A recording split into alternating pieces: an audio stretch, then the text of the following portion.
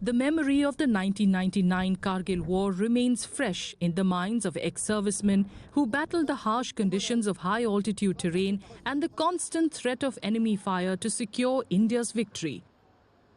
Tashi Sering, an ex-honorary lieutenant of the Ladakh Scouts, was among the first to be called in to defend the country. मुझे आदेश मिला कि आपका company Kargil जाना है, अब तैयारी करो, अपना अपना प्लाटून को तैयार करो बोला। उसी टाइम 6-7 ट्रक आ गया। हमें ये मालूम नहीं था कि कारगिल लड़ाई हो रहा है नहीं रहा, हमें कुछ मालूम नहीं था। तो जैसे हमने तैयारी शुरू कर दिया, क्योंकि लड़ाई के लिए ले जाने के लिए हथियार अम्यूनिशन का अलग एक डिटेल होता है फौज में।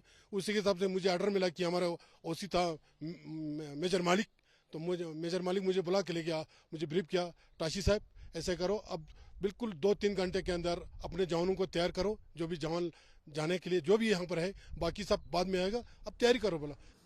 Sering recalls one of his first assignments where he joined the platoon of Major Manoj Pandey of the Gorkha Rifles, who was awarded the Paramveer Chakra posthumously after being martyred in the war. उस वक्त वो lieutenant था, नया नया आया था, तो उसके साथ भेज दिया। तो मनोज पांडे के साथ दूसरे दिन हम अपने 6 जवान को साथ लेकर मनोज पांडे के साथ गया। तो जैसे जहां पर हमने अटैक के लिए गया था पॉइंट पर, उनके दुश्मन ऊपर था, हम बहुत ही नीचे था, हर पहाड़ी के ऊपर दुश्मन था और हमें सिर उठाने का मौका नहीं देता। जैसे हम लोग गया, हमारे साथ 10 जीआर का जवान था, 6 लद्दाख स्क्वाड का जवान था।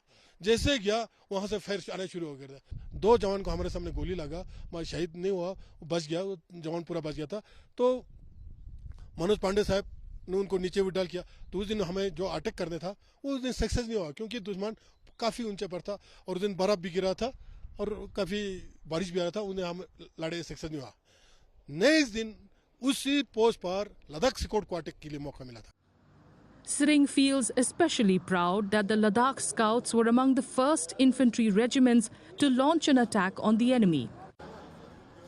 Subedar Haji Muhammad had retired just 2 months before the Kargil War.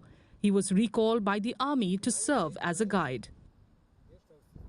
Haji Muhammad also suffered injuries during that confrontation.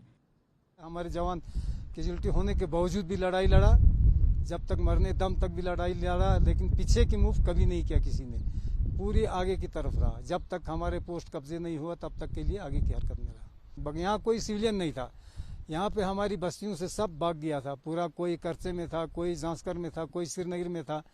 यहाँ पे ऐसी बुरी हाल थी, जहाँ पे मैं खड़ा हूँ यहाँ पे बम आए और ऊपर भी बम आए, कोई जगह खाली नहीं था कि जिस पे बम नहीं आए। बाकी आधा तो आर्मी के साथ थे, आधा जो है बच्चों को लेके कहीं कहीं जाके बैठे, बाकी सब तो आर्मी के साथ थे, चाहे सिविल हो चाहे आर्मी हो, पूरे के पूरे आर्मी के साथ। The war effort was supported by guides and local porters, including ex-servicemen like Mohammad Hussain, who were familiar with the high-altitude terrain of the mountains in Ladakh. Mohammad says that they realized the opponents were not terrorists but regular soldiers of the Pakistani army after a confrontation with the enemy. फिर हम शाम को रात को ऊपर पहाड़ी चढ़े, आगे जा नहीं पाया, बिल्कुल बर्फ था, अब पहाड़ी खतरा था। तब तक हमारा दूसरा प्लाटून जाके आगे जाके रीच पे जाके तब तक पाकिस्तान के ऊपर वहाँ पर उन्होंने अटैक कर दिया। हम आगे चल रहे थे, तब तक उन्होंने अटैक करके उनका काफ़ी कैजुअल्टी हुआ था। उनका उस वक़्त पहले वो करते थे कि वहाँ पर उनका मुजाहिदीन लड़ या टेररिस्ट लड़ रहे थे बोल के ऐसे डरने थे, सब बोल रहे थे। तो हमें फर्स्ट बार वहाँ पर उनका 5 NLI का 3 जवान मतलब डेड बॉडी मतलब वहाँ से रिक्वायर करके लाया था पाकिस्तान का। तो वहाँ पे ऐसे फर्स्ट पता लगा चाहते हैं कि वहाँ पे रेगुलर उनका आदमी भी यहाँ पे बॉर्डर पे लड़ रहे हैं। The honorary ex-captain says he is ready to serve the country and would willingly answer any call by the army to do so even today. The 25th anniversary of Kargil Vijay Divas will be commemorated on July 26th to mark India's victory over Pakistan in the 1999 war.